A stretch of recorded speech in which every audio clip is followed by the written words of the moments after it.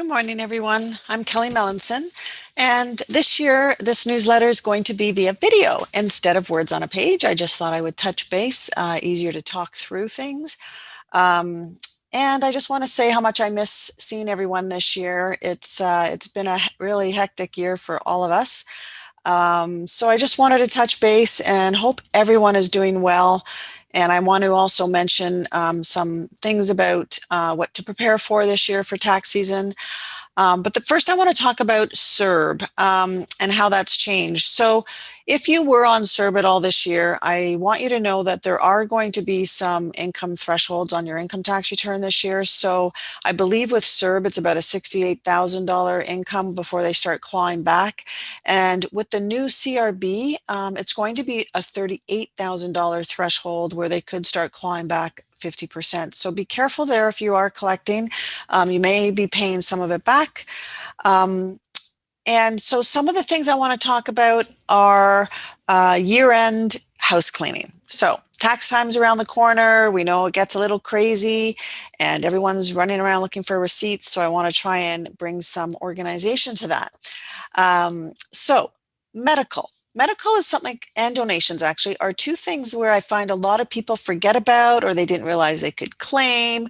And, they just, and of course, we don't ask every single person. A lot of people just drop off. It looks so organized. I would think that they would know to include these slips. So this is why I want to talk about it.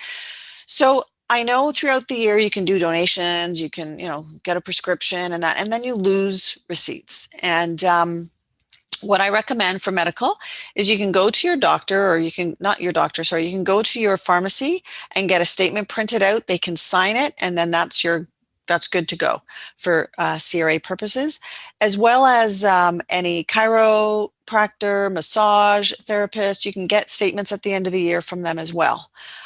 You can also go to your naturopath and get statements. Now, remember, supplements are not allowed, but the actual consultation from a naturopath is. So make sure you start doing that in January so you can get really organized. And I would scan them if you can, because we are probably going to be more virtual this year, and I'll get into that in a minute. Donations, if you are online where you can just go to that organization and download your slips, that's great. But if you donate, what I would recommend is when they do email you, or you get that slip right away, have a file that says donations, or scan it to a folder that says, tax 2020, so that you can have all your slips in one place. Okay. So those are two. The other ones I want to mention, there's three things actually. So two of these are always asked, not always, I'd say 90% though. And that's tuition slips from your children or yourself. So you have to key into the university website and you can download your T2202. It is not a printout of the transactions from the college showing the tuition amount and showing that you've paid. Okay. It's a T2202, and it's the only form CRA will accept for tuition tax credits. Okay. Now, if your child has earned a bit of income where they can utilize some of that tax credit, they have to do that. They can't waive it. They can't say, save it for, down the road when they're making more income. They have to use whatever they can use first. And then if they decide they want to transfer to you, you can transfer up to $5,000 federally to each, to a parent per child though. So each child, if you have 3 kids, that's $15,000 that the highest parent can claim and transfer to to that parent and claim that tax credit. So how you do that is you have to have your child sign the second page, and they have to put you as, they're designating mother, father, your name, and then their signature and their SIN number. So please make sure this is all done prior to dropping off or sending it to us, because it is asked a lot from CRA, especially when you're dealing with large tuition fees. And if you have multiple kids and the parent gets a large tax credit. The second thing is rent receipts. If your children are renting outside of the university, then they really need to get their receipts in the beginning of January. And because sometimes it takes a while, believe it or not, the landlords sometimes are not very quick at giving these out. So make sure your child gets that rent receipt, because CRA asks for those a lot as well. The next one would be your disability. There's a disability tax credit, and some people don't realize they can tap into this, and they actually can go back 10 years if you have missed out on it. It is a T2201, and that slip needs to be filled out by your doctor. It gets mailed into CRA, and then they approve it, and they'll tell you how far back you can go to claim that tax credit. If you have children that are disabled or have autism or things like that, apparently they also can get a disability tax credit, and it can be transferred to you if they can't use it. So some things to look into. If you're getting a disability as a monthly income, that doesn't necessarily mean you qualify for the disability tax credit, but a lot of times you could, and some people don't realize they can get both. So just so you understand that, you can get the disability tax credit along with the disability amount. Just like if you can qualify for the disability tax credit, but you may not qualify to get a disability. So income amount. So just make sure that you understand the two, and that you tap into both if you can. And then the last one this year is a biggie, is going to be a home office. So yeah, a lot of people are working from home this year. So I really think a lot of people will qualify, because it's 50% or more working from home, that you can qualify for this tax deduction. So this is a deduction. It's an employee cost, right, of you using your own home. So what I would recommend is that you fill in, I think CRA is actually going to come out with a new form just for this home office. There has been some talk they might not do it this way, but so far this is kind of what we're thinking is going to happen. It'll just be a separate home office form.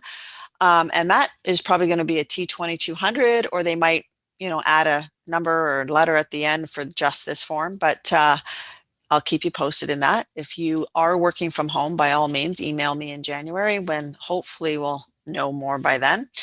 And what you want to do is make sure you keep track. As an employee, you only get utilities.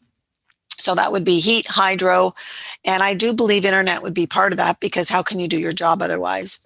Excuse me, from home. So you want to keep track 100% of all those costs, and then based on either square footage of the office over total square footage, or number of rooms. So one office over, say you have 7 rooms, you get 1/7. Whatever gives you the biggest amount is what I would use. And so yeah, you want to make sure that you get that signed by your employer as well. You can't just do it yourself. The employer actually has to do it. As far as the calculations go, on my website, kmpc.ca, there is a home office schedule Excel sheet that you can fill in. Employer does not fill that part in. They just need to sign and authorize that you were working from home. Okay, so be careful of that. So I hope everybody is doing well. I just wanted to touch base and let you know that starting January, this is the last quarter. You want to start thinking of some tax planning. You may want to set up some Zoom meetings to go over some tax planning. But for sure in January, because remember, in January, you only have till March 1st to do RSPs. So if you did want to do some RSPs, you have to figure out what your income thresholds are to make sure it's good. I mean, there's 2 reasons you do RSPs. One is for, tax purposes, to try and reduce taxable income tax, but the other one is also for future retirement. So you definitely just want to look into that in the beginning of the first quarter. And another thing that will be coming very soon, actually, is on my website. You're going to be able to, there's going to be a new page called Consulting. You'll be able to set up Zoom meetings through Calendly, set your own time, and we can consult if there's any pain points you're going through for your business, personal tax planning consultations, anything you want to discuss. You can click on, set up the time, set up the day. You can even pay right then and there. It's a flat rate up to 60 minutes. I believe it's 150, but by all means, you can visit that. That'll be up soon. And then in the new year, maybe before, I'm working on it now, but I'm going to be doing a 4-part series up to 1 hour each, webinar, Zoom meetings, of how to, get through this survival of COVID. It'll be dealing with cash flow, budgeting. It'll be dealing with investments, what is, good to invest in these times, what is not. I'll have a financial planner on, advisor. So there's lots of good things coming, and I just really hope everybody's doing well. And I am going to miss you guys again this year at tax season. Um, of course, if we Zoom, that's one thing, but how we're going to work it this year is virtual. You still can drop off and pick up if that's really what you need to do because you don't have a scanner or aren't computer savvy. That's totally fine. I understand.